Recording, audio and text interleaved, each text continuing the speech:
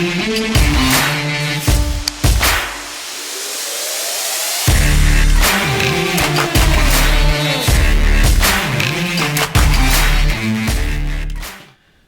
everybody, Mailman here from Goat Productions. Great hunt on a big male coyote this morning. Called him back in.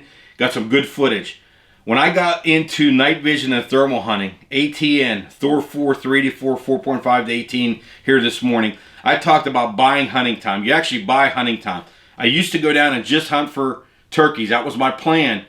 But I threw in an extra hunt because I had the equipment. 5:15, pull into the farm. Gonna listen for turkeys about 7 o'clock. Getting ready, getting all my stuff together, and behind me, a couple singles sound off. So they're already sounding on, didn't even have to locate yet.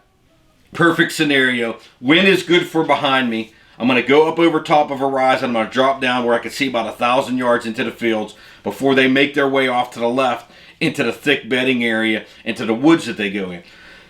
So I slide back over there, ATN, OTS, LT, 3 to 6. I got the 320 version around my neck. I'm scanning, tripods on my shoulder, rifles on my shoulder, moving down into an area to see what I can see before I set up.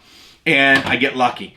I catch a coyote moving from the fields over to this woodlot. They're out in the fields already that early in the morning. They're going to move to that woodlot. I'm going to try and pinch him on the left side before I even have to call. He's coming over that way. I'm up on top of a rise looking down into a field. I want to get down there to where my shot's pretty flat.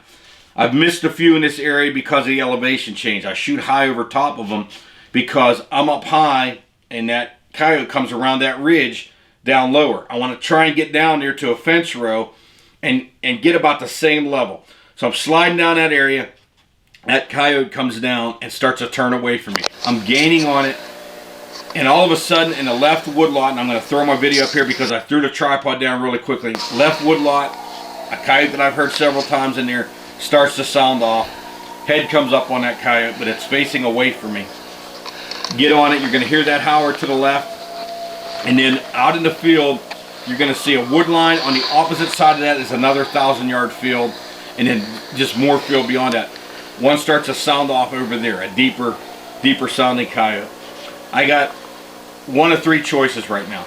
I could take a shot here, about 190 some yards. Out to the big oak is 190 yards. I'm a little bit on this side of the fence. I could take a crack there. It's probably going to booger that whole situation up. Maybe my only crack for the morning.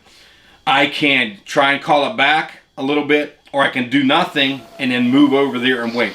What I decided to do is I dropped down my Icatech Outlaw and I put on pup chatter. They're already howling. They just got done howling. Put on pup chatter just to maybe turn it sideways. If I can pull it back just a little bit, I'm comfortable with that shot. Instead, that coyote goes away from me and down over toward the right howler, which is good. It went back out in the fields. Bad that it went away from me, but good that it went down to the right. I didn't take the shot because I think I can get a nicer shot on one of these three. Now I got a decision to make. I get down to that fence line where I'm flat. And like I said, 190 yards out to that creek line. You see all the trees out there. I go about halfway out on the fence row to my left, and I put out my Icatech Outlaw. And I go another 80 to 90 yards, and I stand right at that oak tree where that coyote was, where it crossed the creek. I get down there and immediately go into Tony Tebby alpha female howl. I let it play out all 5 howls. I believe 5 howls. Shut it down. I wait 3 minutes. So it's now 3:36 on my remote. And I go into Icatech Po Boy. Let that one, man, it's just a loud, deep howl. I really liked it because that other one to the right, man, sounded really deeper and different than the one that called in the woodlot. Called that one out there, and I stood there just watching my time, and I just scanned. So you just sit there and you scan.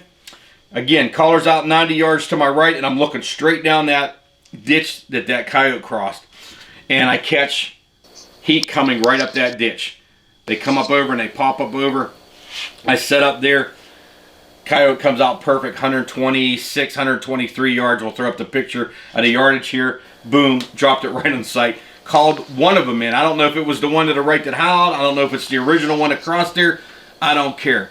By 5:45, 6 o'clock, man, I got a coyote down, and I'm able to go turkey hunting for that day, and it was a great hunt. It was just a couple decisions made there. Shoot, don't shoot, move in closer. Sometimes it works, sometimes it doesn't. But I believe that I got great video because I didn't take that 190-yard shot.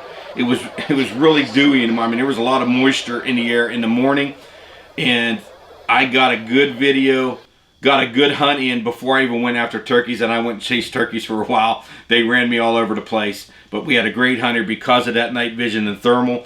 I get an extra hunt out there to be successful, and my numbers go up. Thanks for watching, man. I think we're at 40 right now, 40 kills for 2022, and we're just into April.